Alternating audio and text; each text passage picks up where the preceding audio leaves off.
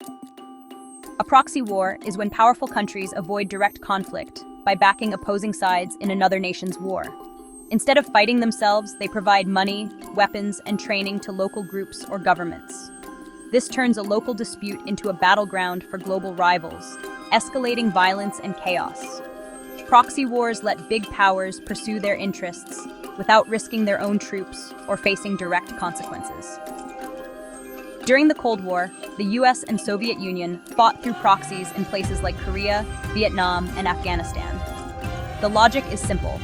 It's less risky and costly to support a foreign group than to confront another superpower directly.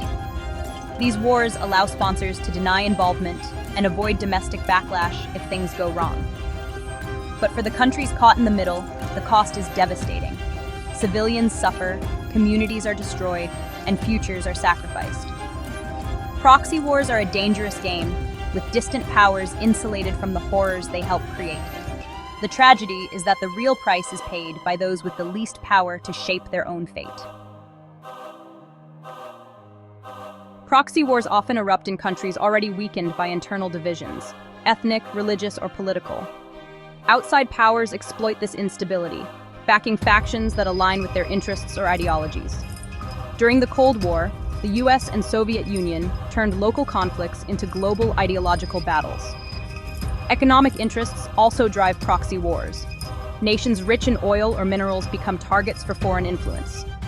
Regional powers may compete for dominance, as seen in the Middle East with Saudi Arabia and Iran backing rival groups.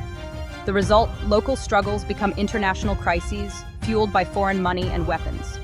The local population rarely benefits. Instead, their country becomes a pawn in a much larger game. The violence escalates and the suffering deepens, all for the ambitions of distant powers. Proxy wars begin when outside interests see opportunity in another nation's turmoil. The greatest victims of proxy wars are civilians, caught in relentless, brutal fighting. Foreign support ensures conflicts drag on, destroying homes, schools, and hospitals, and creating massive refugee crises. Economies collapse as infrastructure is bombed and resources are diverted to war. Even after the fighting stops, nations are left in ruins, facing years of hardship and little help from former sponsors. Proxy wars also poison politics. Local leaders become more loyal to foreign backers than their own people. Corruption and lawlessness thrive, making stable government nearly impossible. These wars often spill over borders, destabilizing entire regions and drawing in more fighters and weapons. The original goals of the sponsors are lost in a whirlwind of violence. What remains is a legacy of trauma, destruction, and instability that can last for generations. Proxy wars leave scars that are slow to heal, both for nations and their people. Ending a proxy war starts with diplomacy, getting the sponsoring powers to the negotiating table. Behind-the-scenes talks, often led by neutral parties, can help shift the calculus for outside backers. International pressure, sanctions, public condemnation, and media coverage can make continued involvement too costly. Peacekeeping missions can help enforce ceasefires and protect civilians, creating space for real negotiations. But lasting peace must come from within, by empowering local leaders and civil society to rebuild trust. The international community can support, but not impose, peace. True recovery depends on the will and resilience of the people most affected.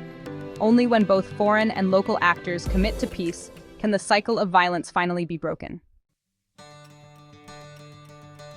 Even the most entrenched proxy wars can end. History proves it. When the Cold War ended, conflicts like Angola's civil war finally found resolution as foreign sponsors withdrew.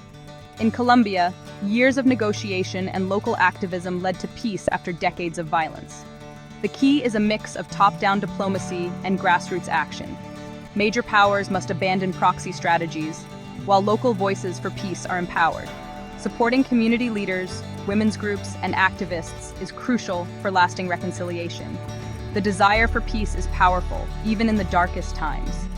Ending a proxy war is a long process, requiring courage, persistence, and hope. By learning from the past and working together, we can help end these destructive conflicts.